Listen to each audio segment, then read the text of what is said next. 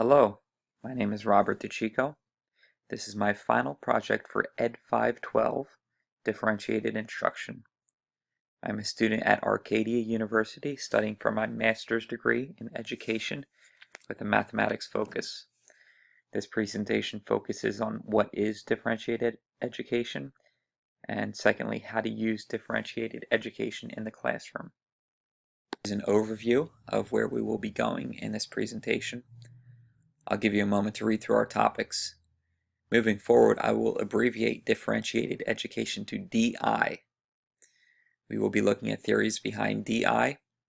We will discuss strategies for modifying the general education curriculum.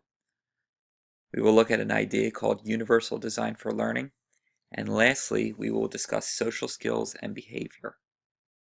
Begin with our first topic, ideas and theories about differentiated instruction.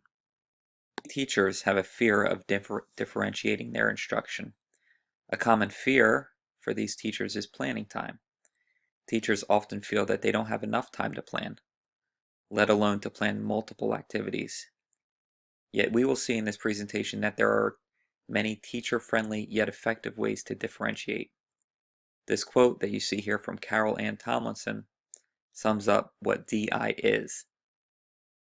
It's a classroom where the teacher proactively plans varied approaches to learning based on the needs of their students. Classrooms need teachers who are determined to meet the needs of all of their students. It is not sufficient to teach one lesson that may cause learning for the average student, yet is too easy for the top student and too challenging for the lower student. We know as adults that we learn in different ways. Some of us learn by hearing, others by seeing, others must carry out an activity to learn. Personally, I learn best by hearing and writing down key notes for further review. Some of our students don't even know how they learn best. As teachers, we need to provide different means of presenting information so that our students can learn about their preferred learning style. Overall, teachers must learn about their students and then plan lessons with all students' best interests in mind. The traditional view of the teacher must be changed in a differentiated classroom. In the differentiated classroom, the teacher should not lecture the whole time, but rather have students involved in activities that spark their curiosity. Learning should be an exciting adventure, not boring as many think of school. Differentiated teachers take on the role as mentors in their classrooms. They encourage students and ask questions that will move their students forward. In place of the energy spent lecturing, teachers' energy is most needed for creatively planning activities to meet the needs of their students.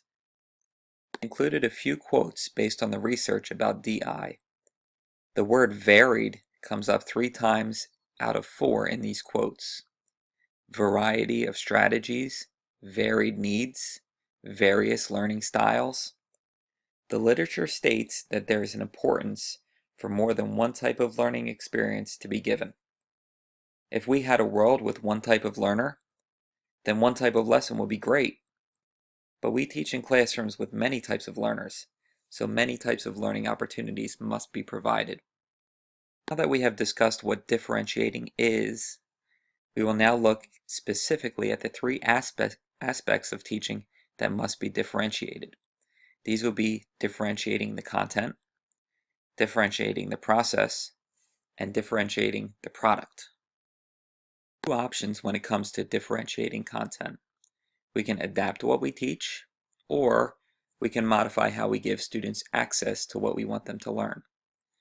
By differentiating what we teach, students in the same class may be learning about different topics at the same time.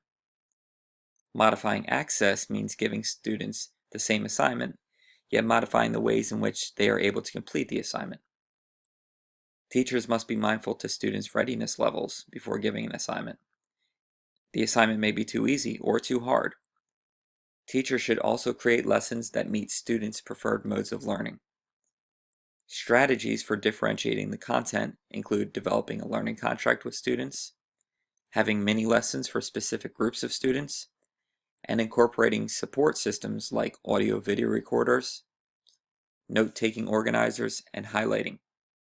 Secondly, teachers should differentiate the process of learning. Process means how do students make sense of the material. Activities should be interesting, not the same thing day after day. The teacher should give varying amounts of support based on the student. A few ideas to help students make sense of their learning include creating graphic organizers, having students work in learning centers, or having students participate in a Think, Pair, Share, where they can discuss the essential questions with another student and learn from one another. Lastly, teachers should allow students to differentiate their product. DI allows students to have ownership over their learning by creating products that are interesting to them. Students could write an article about the material or a song. Students could create a radio show with a partner based on what has been learned. Activities like these help students to value their education and not be bored by it. Teachers can replace the traditional tests with an authentic means of assessing what their students have learned. This section will focus on specific strategies for how to modify the general education curriculum for multiple learners. The lady in this cartoon is an intelligent teacher. She knows her content, yet she needs tips on how to activate the enthusiasm for learning that is within her students. The textbook and end of chapter test aren't working for her. She needs ideas.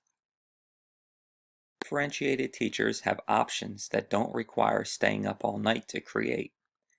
For example, tiering an assignment. These assignments allow students to begin working where they are. The teacher can present the same activity, yet at different levels of complexity. Tiered assignments are a great time for using groups. Secondly, the teacher can differentiate their questions. This requires the teacher to plan questions ahead of time. These questions should not be thought up on the fly. Bloom's taxonomy would be a good resource for varied question levels. Or the teacher could ask some questions to all students and other questions to a specific student for a specific purpose. Flipped classrooms are a differentiated style of teaching, whereas the student does the learning of content for homework and then practices with the content during class. This is the opposite of how schools traditionally teach, thus the term flipped classroom. When students practice in class, the teacher is able to differentiate the level of a problem that the student is working on. Flexible grouping allows students to work within different groups for different academic reasons, which allows the teacher to meet with groups to help move them forward toward greater understanding. Teachers must understand their students' needs and plan proactively for what types of activities their students will need. To reiterate, before two final strategies, teachers should be differentiating what students learn, the ways in which they learn, and how they demonstrate what they have learned. Lastly, learning contracts are a method by which teachers allow students to have ownership over their education. Together with the teacher, they determine what activities they will work on. All students will not work on the same activities. Students work on activities that meet their readiness level. Students are able to work at their own pace. This allows the teacher time to work individually with other students. In general, differentiated activities are student-centered as opposed to teacher-centered. They are designed with the student's best interests in mind. Universal design for learning came from the field of architecture, where all physical needs were thought of when planning a building or other structure.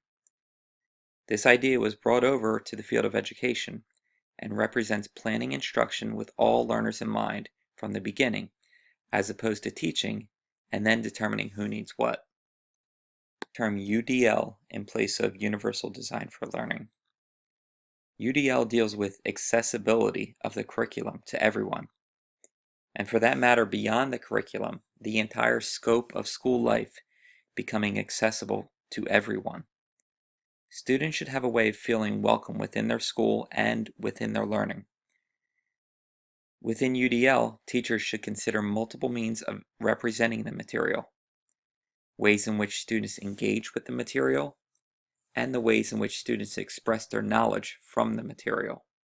Few UDL strategies include making sure that material can be accessed flexibly, a hard copy, a copy on the computer, or a Braille format if needed. Programs such as text-to-speech for students with reading difficulty or vision troubles, and recording directions for those with vision trouble or those who understand directions better by hearing the directions repeatedly. These are just a few of many, many UDL strategies. The key is that these strategies must be thought of in advance. I will discuss strategies for tracking student behavior, reinforcing good behaviors, and teaching students social skills. Students with poor behavior, it is often important to determine baseline information so that as reinforcements are put into place, we will be able to determine if the behavior is improving or not. An ABC form stands for an antecedent, behavior, consequence form. The antecedent, or what happens first, is noted. The actual behavior is noted, and the consequence for the behavior is noted. When looking at the notes, as a whole, trends and determinations can be made. Functional behavior assessments seek to determine the reason that a student is acting in a certain way. Reinforcements may be used to change a student's behavior. The usage of reinforcements must be thought of critically. The reinforcements must match the student's needs and must not be over or underused. When speaking about social reinforcements, these are words of encouragement, which can be used in conjunction with the other types of reinforcement. Finally, as teachers, it is important to teach students social skills. They may not be learning appropriate skills from anyone but you. Some techniques for teaching these skills naturally include grouping students for activities in which they can develop these skills, or even demonstrating the skill so that students can visualize what it will look like. Some students need consequences and behavior contracts in order to change negative social qualities that they exhibit. This presentation has been helpful in teaching you important attributes of a successfully differentiated classroom. Differentiation includes some extra work, but it is worth it when your students are learning more than they were before. Thanks for listening.